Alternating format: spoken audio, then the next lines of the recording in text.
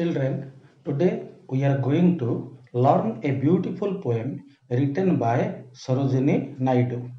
The name of the poem is Village Song.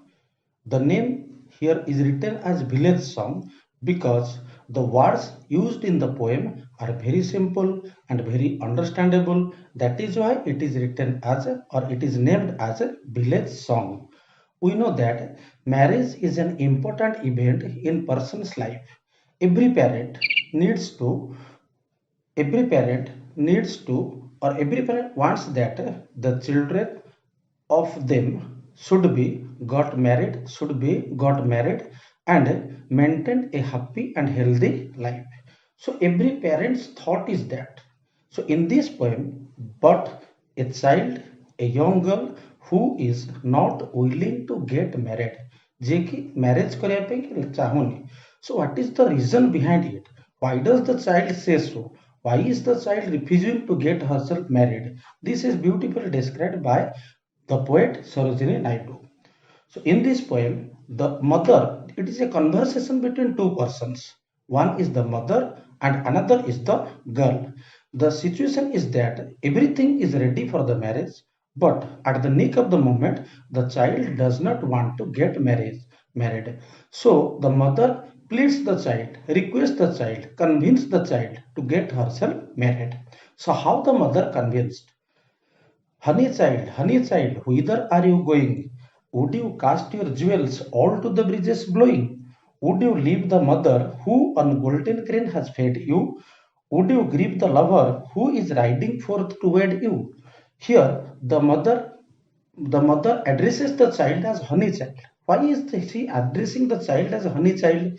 Because the mother's love and affection for the girl. This is why she calls that honey child. Honey child, whither are you going? Whither here refers to where.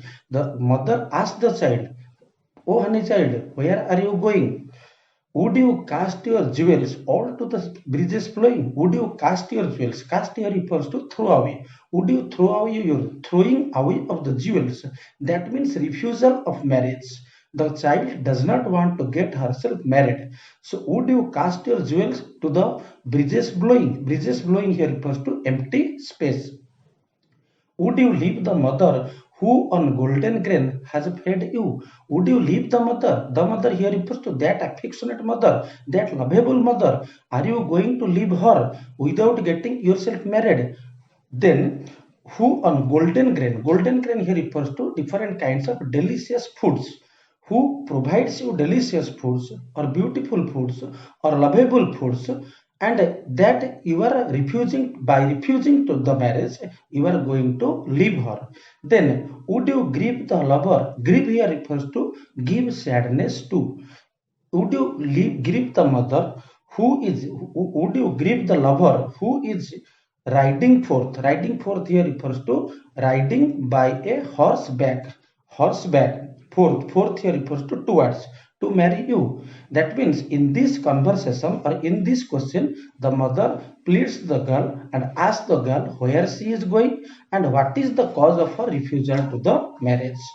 The second stanza tells that how the child replies, how the girl replies, mother mine, oh mother mine, to the wild forest I am going. To the wild forest I am going. I am going to the wild forest. I am going to a part of nature which is beautifully created by God, and there I am going to.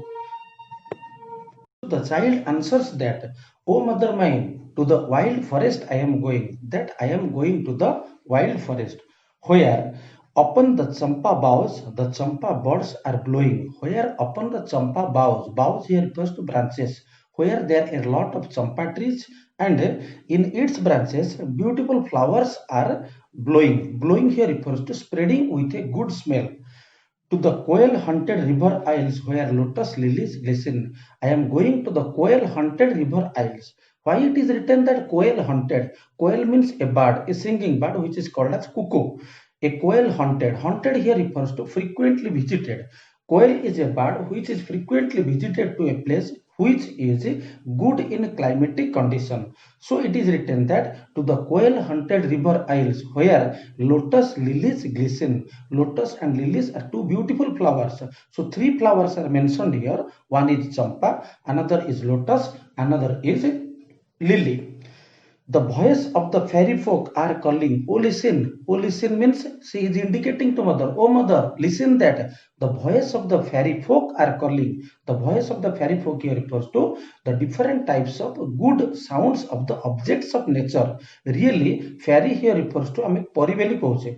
But normally they are imaginary creatures. But here the poet said that the voice of the fairy folks, the beautiful sounds produced in the object of nature, they are calling me and I cannot resist them. I cannot go to a marital life. Rather, I will go and there and remain as a child. Remain as a child here refers to I will not marry and remain as a child. In this way, the poem beautifully describes the two stanzas, and then I have also given you some questions. You try to answer it, and on the next class we will read the another two stanzas and also about the difficult questions and answer.